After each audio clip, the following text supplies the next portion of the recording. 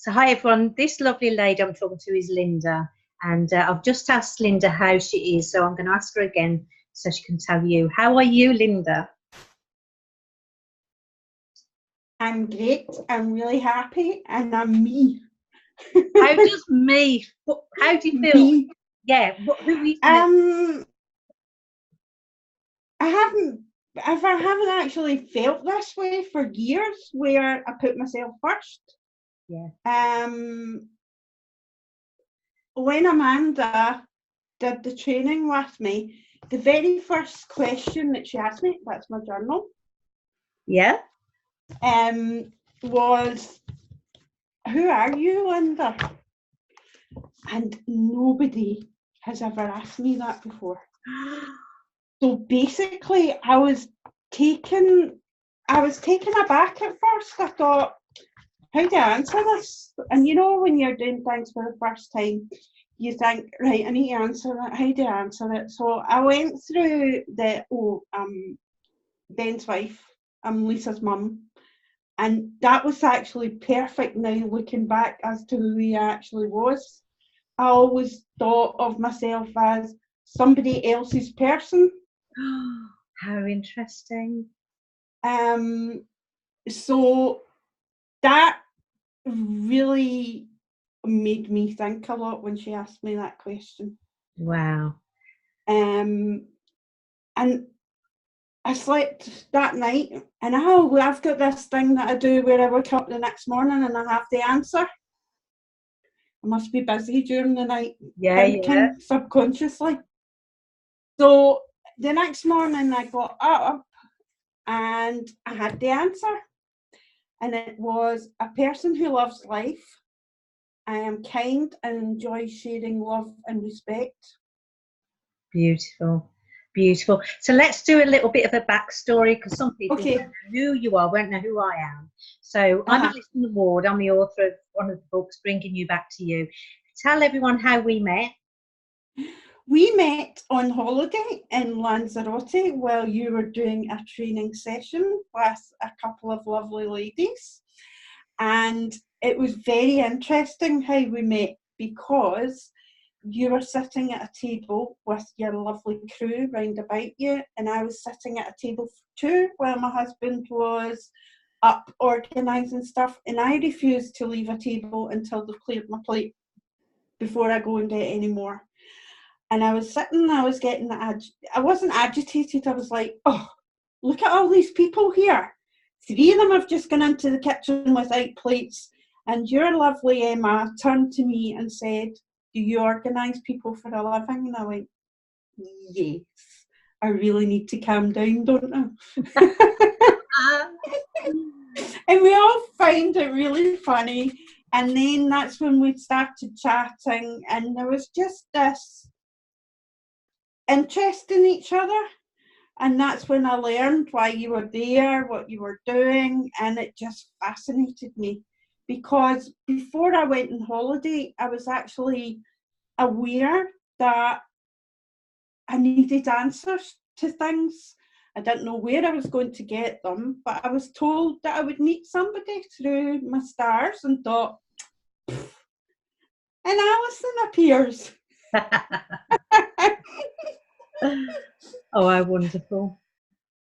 So what star sign are you, out of interest? Aries. Aries. Oh my. Okay. What's your date?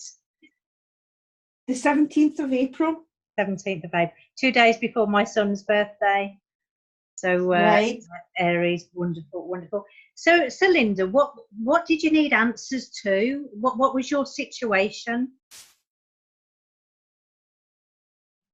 I had a situation where I felt I was saying yes all the time to situations and not having any control, and I didn't think the answer yes to the situations was the right answer. Why do you think you were saying yes? To keep the peace. Yeah. It was what people expected. And now it's very, very interesting to see the reactions when I've become awake, and I handle things very differently. And because I handle it very differently, people respond to me differently. Yeah, that's right. And listen to me more. Have you thought that could be why, that part of the reason is that you've got more presence? Because when you start to listen to what you need and put your needs first, you stop being so invisible. Yes. Taken for granted is another good word. Yeah. Because they always know that oh, it's okay, Linda will sort it. Yeah. Or I know somebody that can fix this, Linda. Yeah. Without thinking, they weren't doing it deliberate or being bad. They were basically using what I was projecting. Exactly. And dumping. And so, sorry, Linda, sorry. Okay. Carry on. So so this was a behaviour that people were so used to doing, and you were so used to the outcome, because the outcome was typical, because it kept happening. And then when you realised you had to change your behaviour by putting yourself first, you started the journey to bring you back to you. Yes. Absolutely, absolutely. And it's been very interesting because I've actually, in my different relationships, and I check people. Because what I found was, looking from a new perspective, if I had a stress or anxieties or annoyances, certain people were fueling them by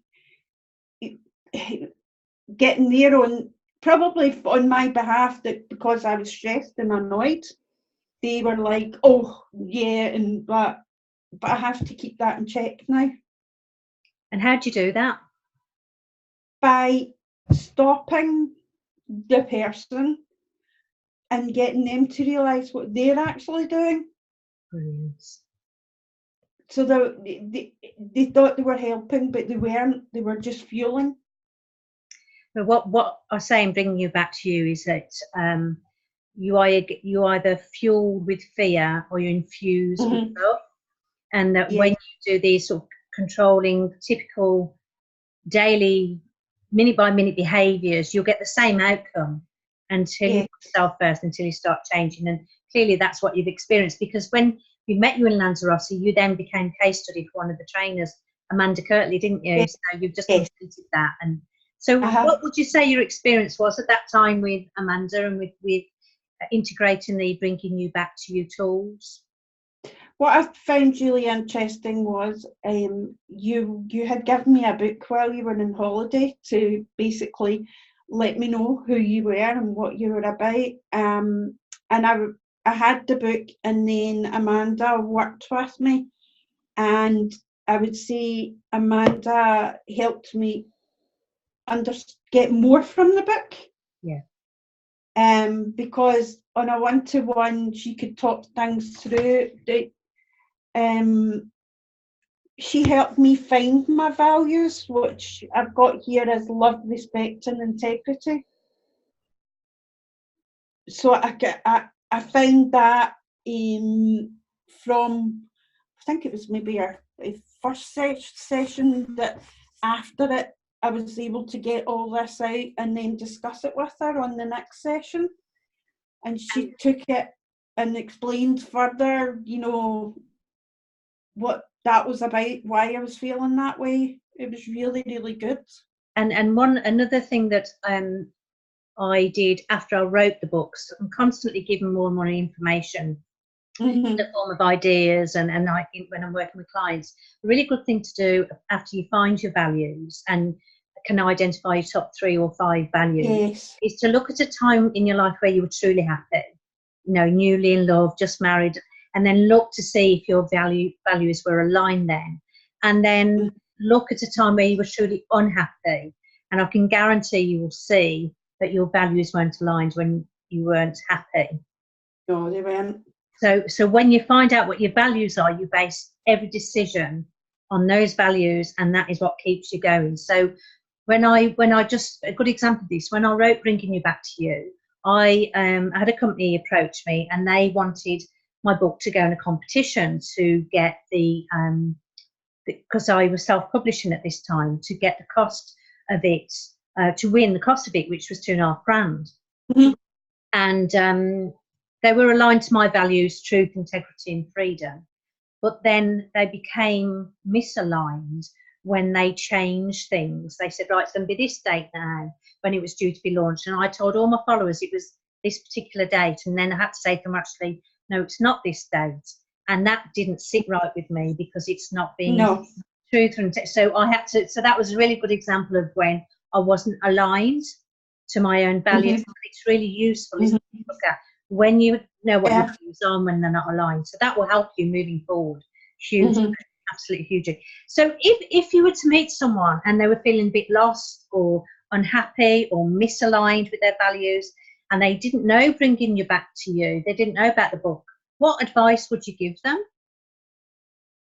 I've done it to quite a few people, actually, to look up Alison Ward training on the internet, to see the background of what you're about, and they can also access the information on the books. I'm quite good at identifying people that I've always had people come to me, but I now choose when I know I can help.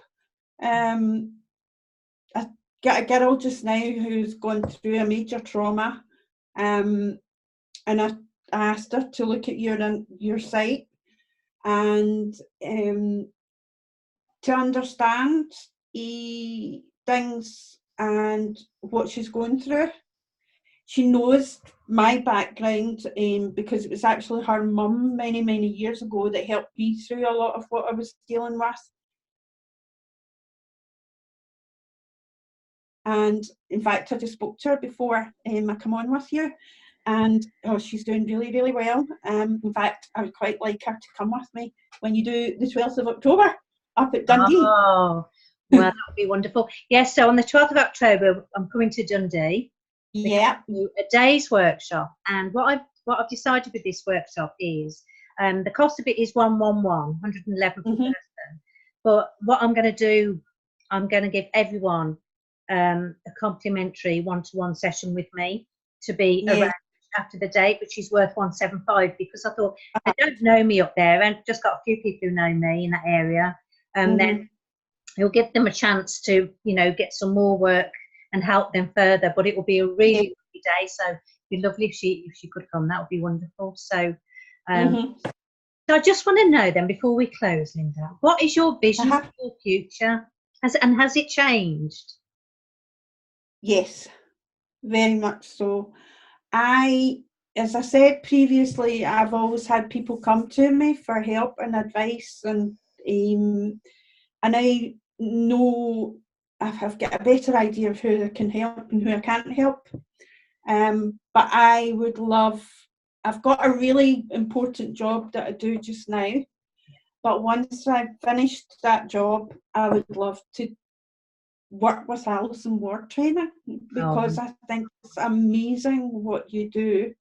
I would like, obviously I'm going to be in touch more, and I'm going to do the taster day to see what it's all about, but there's definitely a lack of, many, many years ago when I was really bad and I couldn't cope, I was sent to a psychologist, and I came out the psychologist, Ben, my husband, was with me, and he told us that he was more interested in our marriage than he was about what was actually happening with me.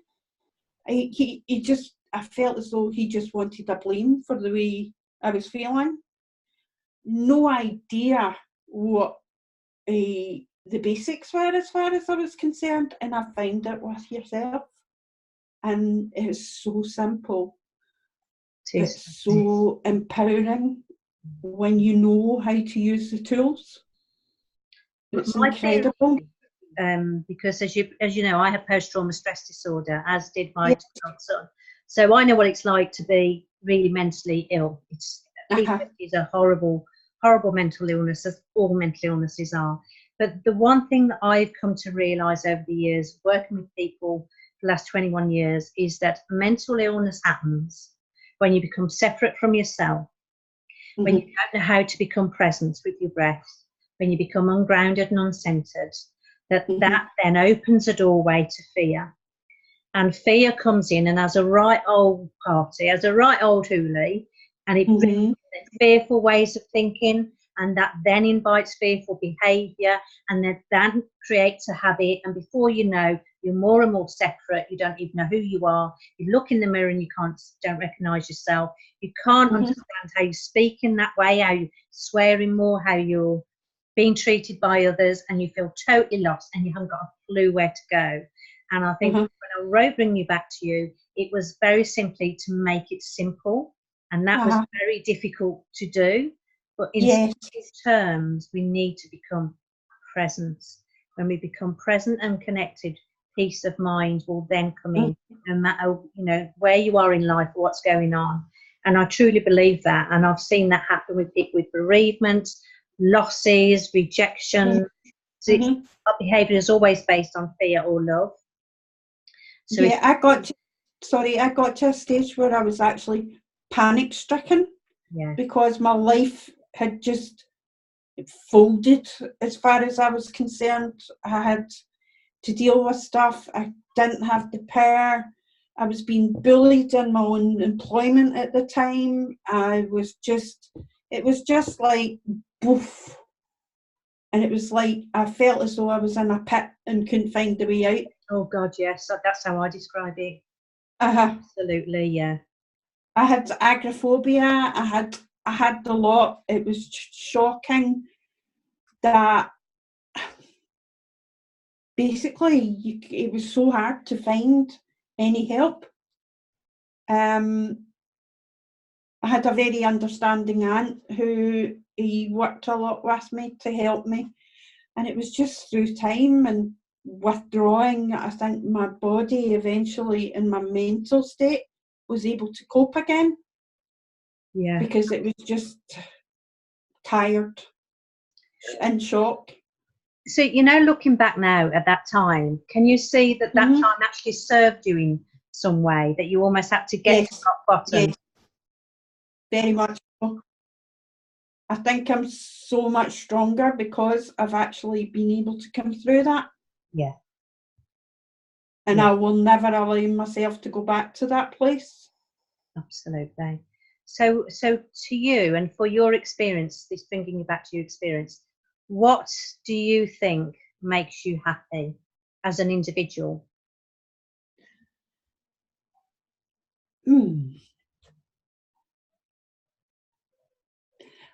Being relaxed and in control of what I'm doing.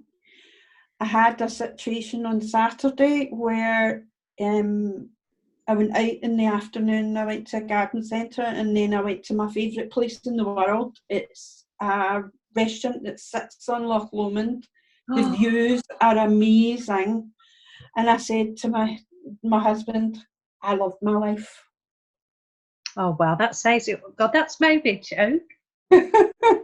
And I can't remember the last time I actually said that. Linda, on that note, I'm so honoured and privileged to have met you, and I'm so pleased that the tools Bring You Back to You have helped you. And maybe someone's listening to this, it might help them in some way. Yes, hopefully. No, I know it will, not hopefully.